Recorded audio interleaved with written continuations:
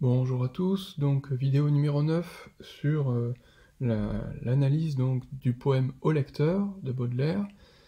Donc on poursuit un petit peu ce qu'on avait dit la dernière fois.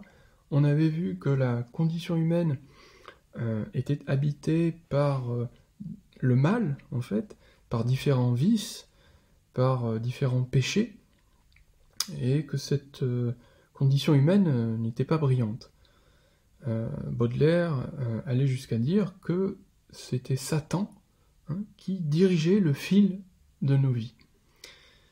Le poète ici a un regard sur la condition humaine qui est un mélange de pitié et de dégoût. Il parle à propos du destin de l'être humain, il dit des piteux destins. Donc, notre âme, l'âme humaine n'est pas un très beau tableau. C'est un tableau plutôt écœurant et assez terrible. Bon, mais les trois dernières strophes sont assez particulières dans la mesure où elles vont déclencher une sorte de virage pour nous dire autre chose. Ce virage, on le voit, c'est pour ça qu'il faut être attentif à tous les mots dans un texte, on le voit à cette conjonction de coordination, mais. Et là, le poète va nous amener à une réflexion un petit peu différente. Après avoir parlé voilà, de l'avarice, de la luxure, de l'envie, de tous les vices en fait connus, il va nous parler en fait d'un vice auquel on n'aurait pas pensé, qui est évidemment l'ennui. Alors, voyons comment il en arrive à ce fameux ennui.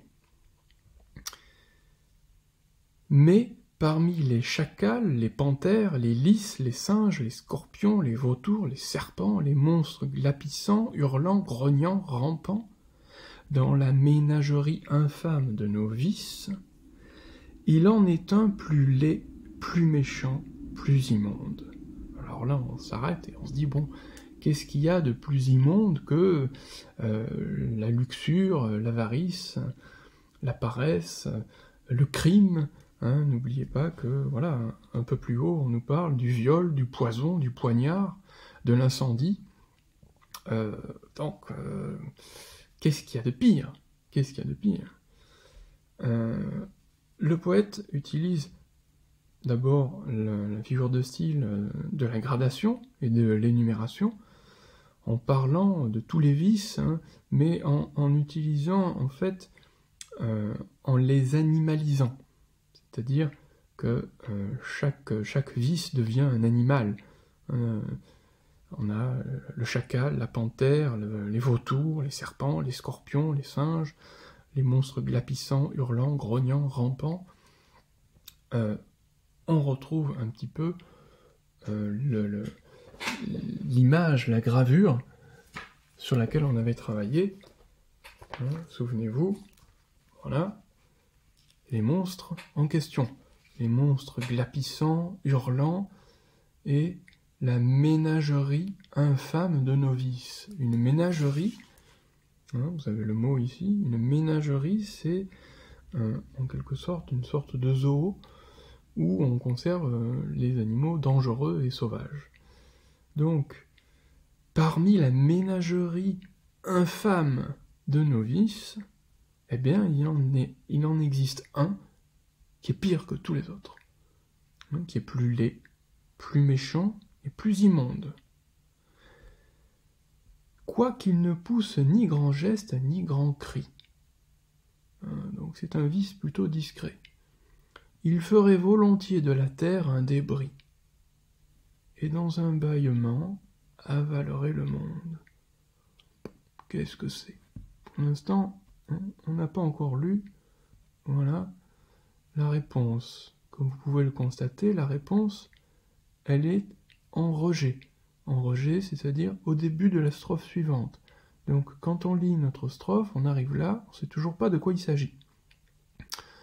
Baudelaire nous dit qu'il existe un vice pire que tous les autres, plus méchant, plus laid, que c'est un vice discret, c'est un vice qui avalerait le monde, qui avalerait en un bâillement le monde, hein, et qui transformerait la terre en un débris.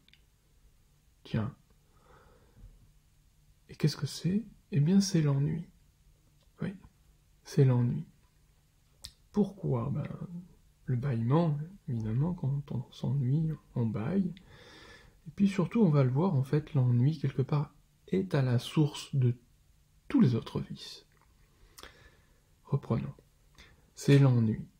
L'œil chargé d'un pleur involontaire, il rêve d'échafaud en fumant son hookah.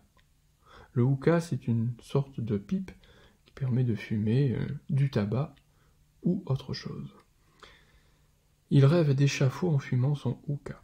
Tu le connais, lecteur, ce monstre délicat, hypocrite lecteur, mon semblable, mon frère.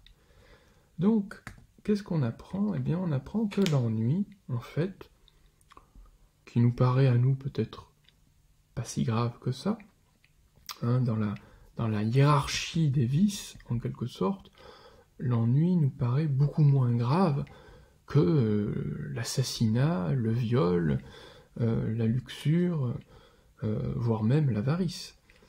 Eh bien non. L'ennui, c'est un monstre, lui aussi. C'est un monstre délicat. Hein, il utilise ici un joli oxymore pour nous dire que voilà, c'est un monstre particulier, délicat, c'est un monstre discret aussi, hein, puisqu'il ne pousse ni grand geste, ni grand cri. C'est un monstre délicat et discret. Et en même temps, ce monstre pourrait avaler le monde juste en un bâillement. L'ennui devient un monstre, et en même temps on a une personnification, évidemment, puisque l'ennui peut pleurer, peut rêver, peut fumer, donc il a le comportement d'un être humain. C'est à la fois un monstre et en même temps un être humain. Donc on a une personnification. Alors dans la mesure où c'est la personnification d'une notion, on va appeler ça, évidemment, une allégorie.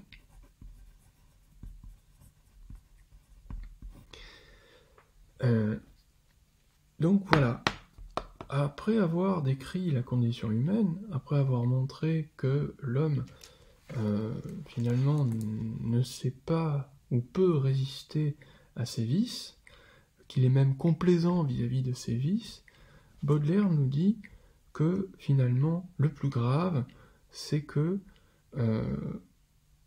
il existe un vice particulier qui est l'ennui. Et que cet ennui, finalement, est à l'origine de tout le reste. Pourquoi? Il ne nous le dit pas ici, hein, il n'y a pas d'explication claire, hein, le poète n'est pas explicite, mais on comprend bien que si on finit par tuer, si on finit par basculer dans la luxure, dans l'envie, dans l'avarice, ou dans un quelconque vice, c'est parce qu'on s'ennuie. C'est parce que l'ennui est quelque chose de tellement insupportable pour l'être humain qu'il est capable, finalement, pour échapper à cet ennui, de basculer dans le vice, hein, de trouver un moyen, en quelque sorte, d'échapper à l'ennui. Voilà, pour cette fin de poème. Alors, on n'a pas tout dit hein, sur ce poème, mais on a vu l'essentiel.